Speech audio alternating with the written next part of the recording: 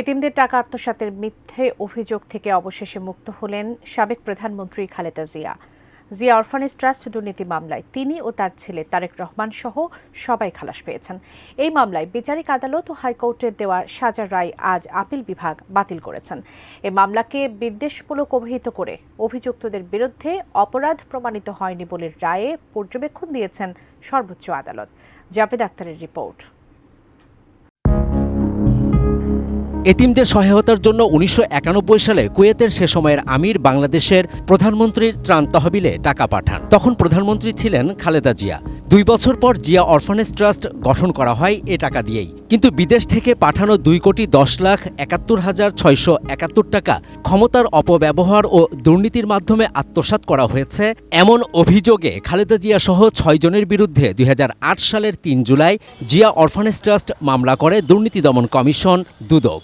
আজকে ধরা পড়ে গেছে ওই এতিমের টাকা মেরে। কোনো দুর্নীতি আমি করিনি।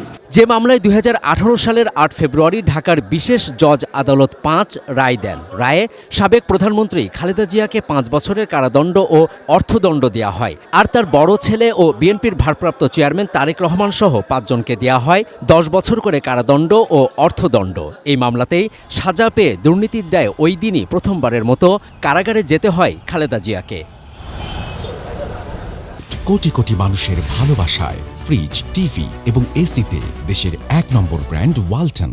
বিচারিক আদালতের রায়ের বিরুদ্ধে দুদকের করা আবেদনের পরিপ্রেক্ষিতে ২০১৮ সালে ৩০ অক্টোবর খালেদা জিয়ার সাজা বাড়িয়ে ১০ বছরের কারাদণ্ড দেন হাইকোর্ট। এ রায়ের বিরুদ্ধে ২০১৯ সালে Khaleda Zia leave to appeal করলেও দীর্ঘদিন তা ঝুলেছিল।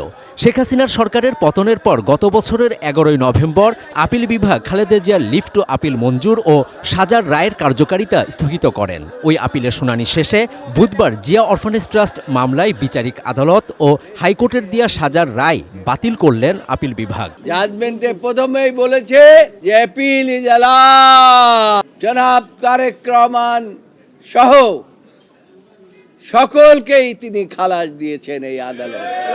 রায়ের পর্যবেক্ষণে সর্বোচ্চ আদালত বলেছেন, ভুল প্রক্রিয়ায় করা বিদ্বেষপূর্ণ এই মামলায় অভিযুক্তদের বিরুদ্ধে কোনো অপরাধ প্রমাণিত হয়নি।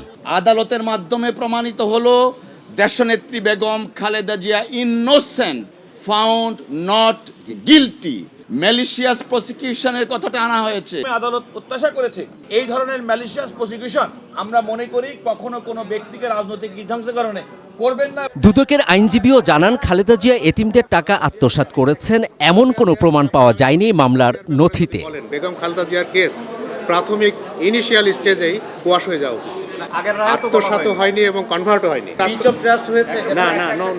গত বছরের ২৭ নভেম্বর জিয়া চ্যারিটেবল ট্রাস্ট দুর্নীতি মামলায় খালাস পেয়েছিলেন খালেদা জিয়া। আওয়ামী লীগ সরকারের আমলে সাজা পাওয়া দুটি মামলাতেই বিএনপি চেয়ারপারসন নির্দোষ প্রমাণিত হয় আগামীতে নির্বাচন করার ক্ষেত্রে আর কোনো বাধা থাকলো না তার।